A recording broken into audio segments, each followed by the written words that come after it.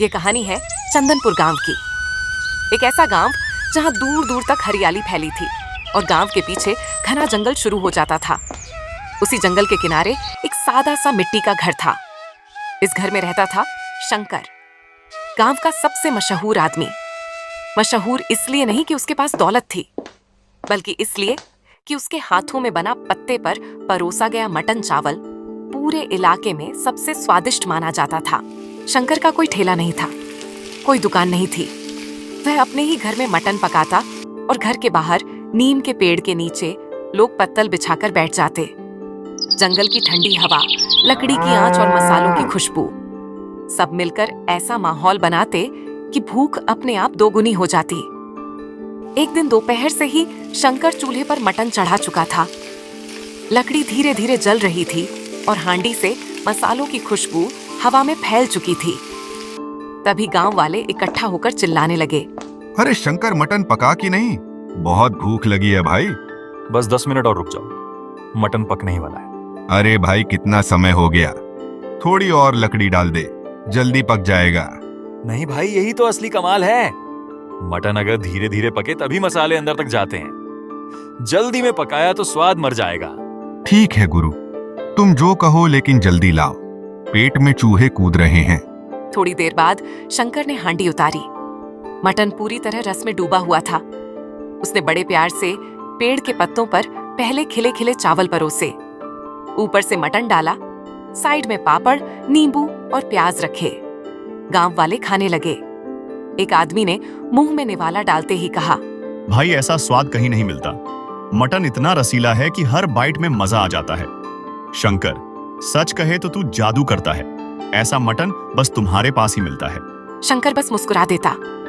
थोड़ी ही देर में सारा मटन खत्म हो गया।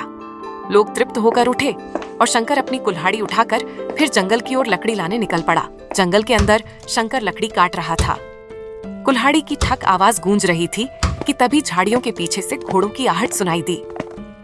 शंकर ने चौंक कर सिर उठाया। सामने एक राजा और उसके 2 सिपाही खड़े थे। उनके चेहरे थके हुए थे और कपड़ों पर धूल जमी थी। अरे ओ सुनो, हमारे राजा को बहुत भूख लगी है। यहाँ से गांव कितनी दूर है?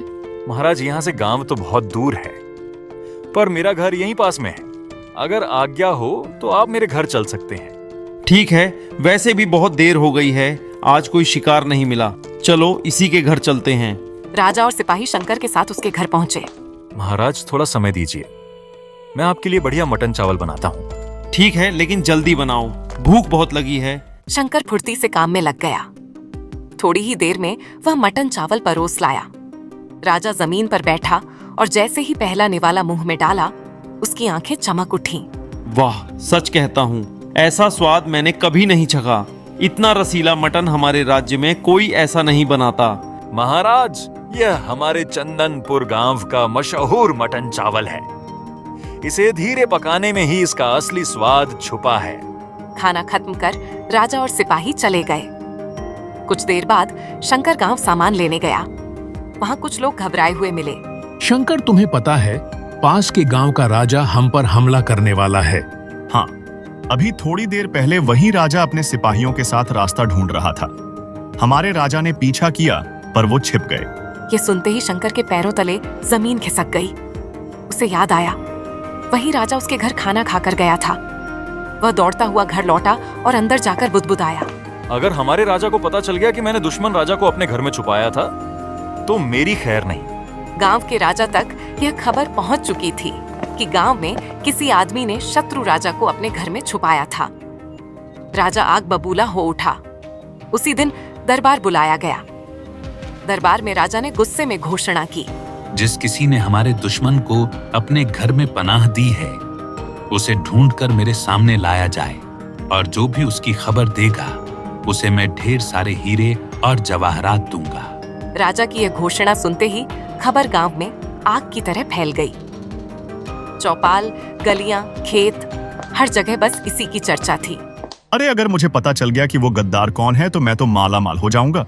ऐसे थोड़ी पता चल जाएगा, खोजबीन करनी पड़ेगी भाई, तभी कोई सुराग मिलेगा। ये सारी बातें चुपचाप सुन रहा था केशव, जो शंकर के घर के पास ही रहता था। अगर राजा इतने हीरे जवाहरात दे रहा है तो लगता है किस्मत अब मुझ पर मेहरबान होने वाली है। उसे याद आ गया, कल शाम शंकर के घर के पास से घोड़ों की आवाज आई थी। केशव तेज कदमों से शंकर के घर पहुंचा और बाहर से चिल्लाया, अरे शंकर, ओ शंकर, घर पर है क्या? अंदर से कोई आवाज नहीं आई। उसने सोचा लगता है जंगल लकड़ी लेने गया होगा। तभी पीछे से शंकर आ गया। अरे केशव, अभी तक मटन पकानी है, थोड़ी देर में आना। मैं मटन खाने नहीं आया भाई, एक खबर देने आया हूँ। कैसी खबर? आज राजा ने ऐलान किया है, जो कोई उस गद्दार की खबर देगा जिसने दुश्मन राजा को घर में छुपाया था, उसे ढेर सारे हीरे और जवाहरात मिलेंगे। ये सुनते ही शंकर का चेहरा पीला पड़ गया। अरे पर अब किसे पता होगा कि किसने दुश्मन को छुपाया था? पर मुझे पता है ना। शंकर के पैरों तले जमीन खिसक गई। कौन है वो? यह बात मैं कल अपने राजा को ही बताऊंगा। इतना कहकर केशव वहां से चला गया। शंकर वहीं खड़ा रह गया। उसका दिमाग सुन्न हो चुका था। अब क्या होगा?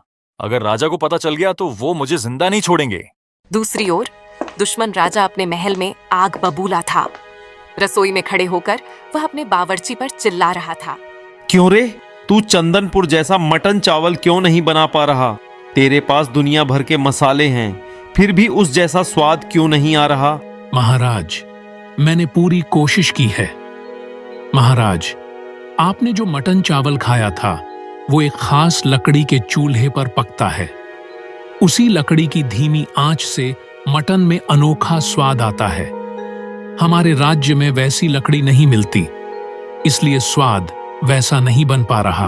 मुझे बहाने नहीं सुनने, मुझे वही मटन खाना है। जाओ, जाकर ले आओ। कुछ ही देर में एक सिपाही शंकर के घर की ओर निकल पड़ा। उधर शंकर घर के अंदर डरा सहमा बैठा था। क्या मैं खुद जाकर राजा को सब सच बता दूं? शायद सजा कम हो जाए। तभी दरवाजे पर खटखट हुई। शंकर का कलेजा मुंह को आ गया। उसने डरते हुए दरवाजा खोला। सामने वही सिपाही खड़ा था। तो तुम यहाँ हो?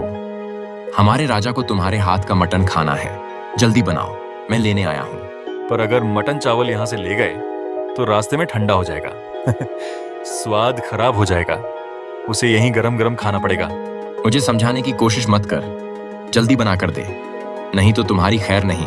डर के मारे शंकर ने मटन चावल बनाया, पत्ते में लपेटा और देते हुए फिर कहा, मैं आखिरी बार कह रहा हूँ, इसमें स्वाद नहीं रहेगा। सिपाही कुछ सुने बिना चला गया। महल में दुश्मन राजा ने जैसे ही पहला निवाला खाया, ये क्या है? इसमें तो कोई स्वाद ही नहीं। यह मटन कहाँ से लाए हो?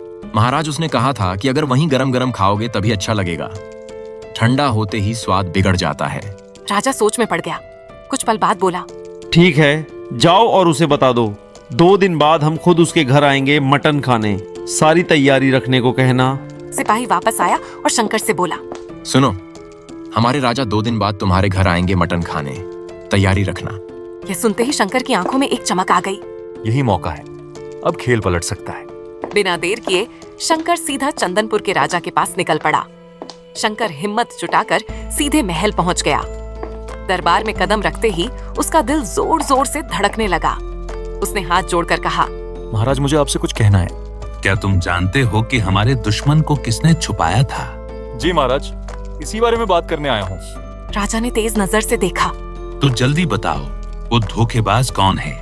हम उसे अपने हाथों से सजा देंगे। शंकर ने गहरी सांस ली और कांपती आवाज में बोला, महाराज, वो दुश्मन राजा मैंने ही अपने घर में छुपाया था। दरबार में सन्नाटा छा गया। राजा गुस्से से गरजा, क्या तुम ही वो गद्दार हो?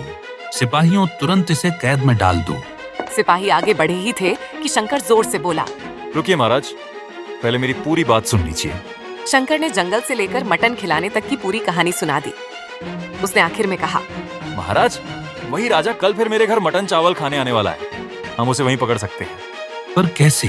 मैं मटन में नींद की दवा मिला दूंगा।